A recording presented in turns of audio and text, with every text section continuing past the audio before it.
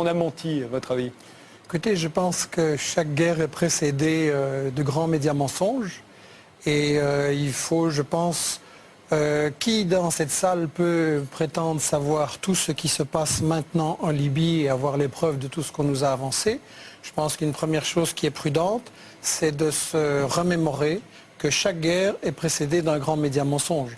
Quand les États-Unis ont attaqué le Vietnam, ils ont dit que c'est parce que 2 navires vietnamiens avaient attaqué leur flotte. Après, ils ont reconnu que c'était faux. Quand on a attaqué l'Irak, on a dit que c'est parce qu'il avait des armes de destruction massive, qu'il était complice d'Al-Qaïda ou toutes sortes de choses qui se sont avérées fausses. Quand on a attaqué la Yougoslavie, on a dit que c'est parce qu'il y avait un génocide au Kosovo. Un an après, j'ai eu un débat avec le secrétaire général, le porte-parole de l'OTAN. Il a dit « Ah non, non, on n'a pas dit ça, c'était faux ». L'Afghanistan, on nous a dit que c'est parce qu'ils étaient responsables du 11 septembre. À chaque guerre, il y a un média mensonge. Après, on sait que c'est faux, mais le mal est fait. Et on sait aussi que ce sont des guerres qui poursuivent en fait d'autres objectifs et qui vont tuer beaucoup plus de gens que ce qu'on nous a dit. Je pense que ce serait important de prendre du recul, comme on vient de le faire, de remettre ça dans un contexte. Et justement, puisque vous m'avez fait l'honneur de m'inviter dans cette émission, qui est assez exceptionnelle, néanmoins, je pense que vous avez fait une erreur en m'invitant, parce que quand j'entends toutes ces choses-là, je me sens un peu un idiot.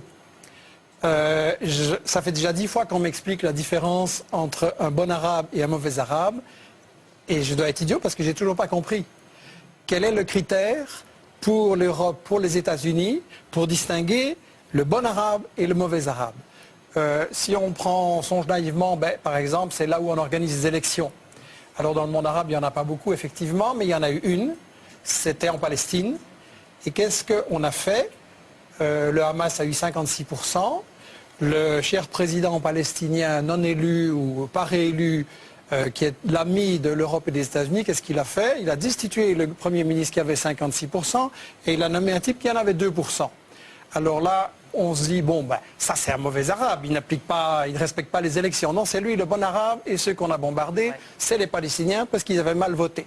Alors on peut essayer de trouver un autre critère. On peut dire par exemple, c'est la question des femmes.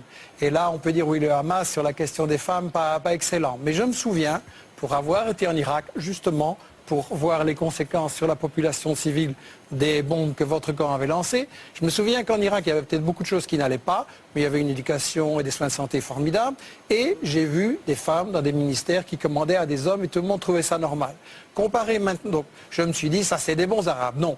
Les Irakiens, vous vous souvenez, Madeleine Albright disait, est-ce que ça vaut la peine que 500 000 enfants irakiens soient morts à cause du blocus et de l'embargo appliqué par les gens que vous admirez, les États-Unis, la France, etc. Elle a répondu oui.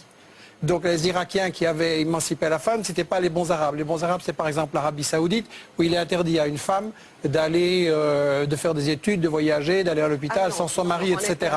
Eh bien, je voudrais, mais je ne vais pas vous interrompre, mais je voudrais continuer ce point pour montrer qu'on est complètement dans l'hypocrisie et dans le 2 poids et 2 mesures.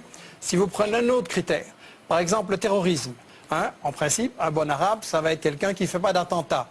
Pas de chance, il y a un certain Ben Laden qui a fait des attentats contre un gouvernement en Afghanistan sur lesquels on pouvait dire des choses, mais qui avait émancipé les femmes. Et là, on a, bon, Ben Laden, mauvais arabe. Alors, ah non. Le gouvernement dont vous parlez, celui de Najibullah, qui était soutenu par les soviétiques. Exactement, dans les années 80 en Afghanistan. Et donc, on va dire Ben Laden, il fait des attentats, c'est un mauvais arabe. Ah non, il est aidé, financé par M. Carter, Brzezinski, etc. À l'époque. Donc, on dit Ben Laden, Ben Laden, mauvais arabe. Bon arabe, puisqu'il fait des attentats financés par les États-Unis. Malheureusement, après, il fait les mêmes attentats contre les États-Unis. Et donc, le bon arabe devient un mauvais arabe. Si on prend maintenant la question actuelle, la question de la violence et de la répression, on nous dit Kadhafi a tiré sur les civils. On attend les preuves, on nous dit il y a 6 000 morts, puis c'est 2 000, puis c'est 200, puis etc. Je pense qu'il est impossible dans ce genre de situation. Les gens qui disent qu'ils ont un chiffre précis, c'est pour moi des charlatans.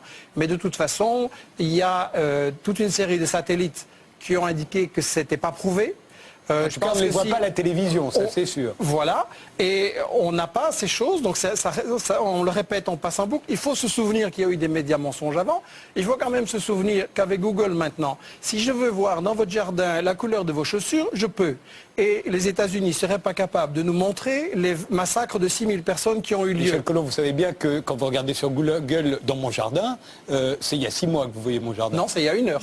Non, ça a changé alors. Ouais, parce que ça a changé. J'ai regardé récemment mon jardin, c'était il y a 6 mois. Juste un point pour conclure ce raisonnement par rapport justement à ça. Admettons même que Kadhafi ait fait des choses. C'est certainement pas un tendre et c'est pas mon modèle de dirigeant pour un pays du tiers-monde. Mais il y a une chose quand même. Au moment où on fait cette résolution pour aller bombarder en Libye, et j'ai été en Irak, j'ai été en Yougoslavie, je sais ce que font les bombes, et vos bombes françaises, vos bombes des États-Unis vont tuer des gens, des femmes, des bébés et des vieillards. Et ça, dans quelques jours, on va le voir, et il faudra réfléchir à la responsabilité qu'on prend. Au même moment, qu'est-ce qui se passe au Yémen? Il y a des massacres épouvantables de manifestants civils qui, ceux-là, sont vraiment désarmés. Et qu'est-ce qu'on fait? Les États-Unis et la France aident le Yémen.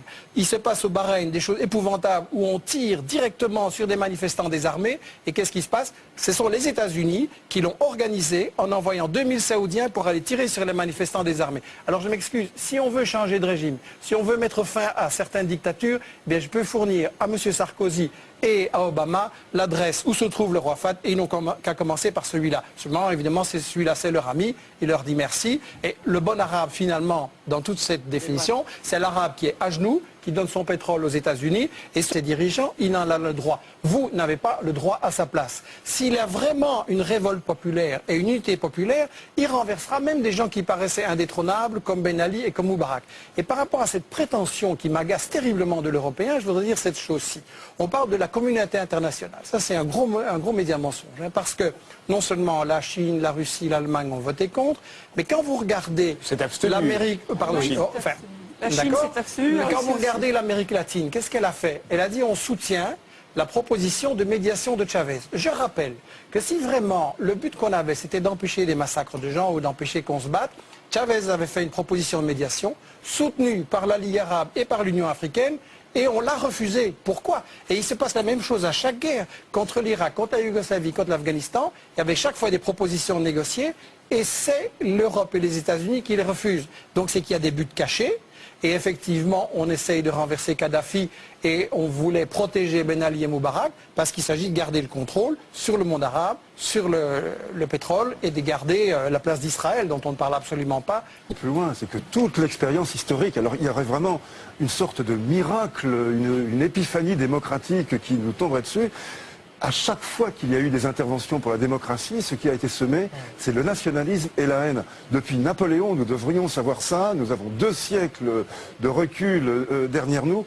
Nous n'avons pas un seul exemple, je dis bien pas un seul exemple, qui puisse démontrer le contraire. Pourquoi est-ce que d'un seul coup, l'histoire inverserait son cours, les mécanismes seraient mis cul par-dessus tête et la démocratie jaillirait des cratères de bombes?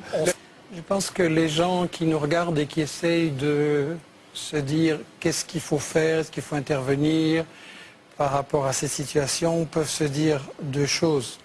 La première, c'est que chaque guerre précédente nous a été vendue avec ce qui s'est avéré par après, un média mensonge, comme vient de le dire Ronnie Broman.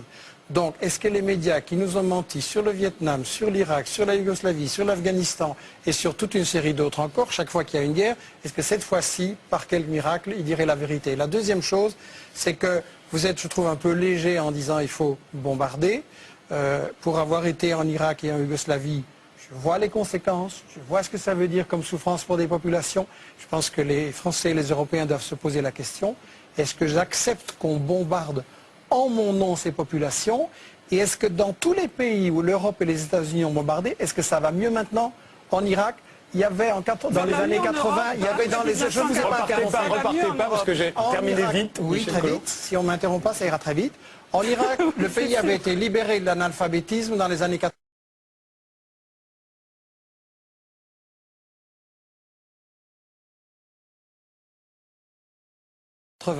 Maintenant, vous avez 40% d'enfants qui ne vont plus à l'école et vous avez un Irakien sur 6 qui est analphabète. En Afghanistan, le trafic de drogue a explosé. Au Kosovo, c'est devenu la plaque tournante du trafic de drogue, du trafic de femmes vers l'Europe, etc. C'est pire parce que les États-Unis et l'Europe ne sont pas la solution à ces problèmes, ils sont généralement la cause, ils sont le problème eux-mêmes.